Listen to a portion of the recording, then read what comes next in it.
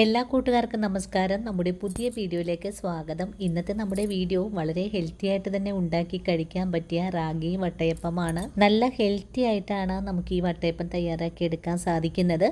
നമ്മുടെ കുഞ്ഞുങ്ങൾക്കും മുതിർന്നവർക്കും ഒരുപോലെ തന്നെ ഇഷ്ടമാകുന്ന ഈ ഒരു വട്ടയപ്പം തയ്യാറാക്കി എടുക്കാനായിട്ട് നല്ലതുപോലെ കറുത്ത് തുടങ്ങിയിട്ടുള്ള 2 ഏത്തപ്പഴമാണ്. ഇനി നമുക്ക് ഈ പഴം ഒന്ന് ചെറുതായിട്ടൊന്ന് കട്ട് ചെയ്തെടുത്തിട്ട് വരാം. പഴം കട്ട് ചെയ്ത് കഴിഞ്ഞാൽ പിന്നെ ഒരു ചൂടായ പാനിലേക്ക് കുറച്ച് നെയ്യ് ഒഴിച്ചു കൊടുത്തതിന് ശേഷം പഴം ഒന്ന് നല്ലതുപോലെ വഴറ്റിയെടുക്കാം. പഴവും നാളികേരവും ഒന്ന് ചെറുതായിട്ടൊക്കെ ഒന്ന് ഫ്രൈ ആയി വന്നാൽ നമുക്ക് ഈ പാനിൽ നിന്നും എടുത്ത് മാറ്റാം. അതിനുശേഷം ഇതേ പാനിലേക്ക് വെള്ളം ഒഴിച്ചു കൊടുക്കാം. വെള്ളം ഒഴിച്ചു കഴിഞ്ഞാൽ പിന്നെ നമുക്കിതിലേക്ക് ആവശ്യത്തിനുള്ള ഉപ്പും കൂടി ചേർക്കാം. കൂടെ തന്നെ മധുരത്തിന് ആവശ്യമായ ശർക്കര പൊടി കൂടെ ചേർക്കാം. ഞാനിവിടെ പഴത്തിനൊക്കെ നല്ല മധുരം ഉള്ളത് കൊണ്ട് 100 ഗ്രാം അളവിലാണ് ശർക്കര ചേർക്കുന്നത്. ഇനി നല്ലതുപോലെ ഇളക്കി ഒന്ന് തിളപ്പിച്ചെടുക്കാം. മധുരം കൂടുതൽ ആവശ്യമുള്ള ആൾക്കാര് ശർക്കരയുടെ അളവ് കൂട്ടാവുന്നതാണ്. അങ്ങനെ ശർക്കരയൊക്കെ ചേർത്ത് നന്നായിട്ട് തിളച്ചു വരുമ്പോൾ 300 ഗ്രാം അളവില് റാഗിപ്പൊടിയാണ് നമ്മൾ ഈ വെള്ളത്തിലേക്ക് ചേർത്തിട്ടുള്ളത്.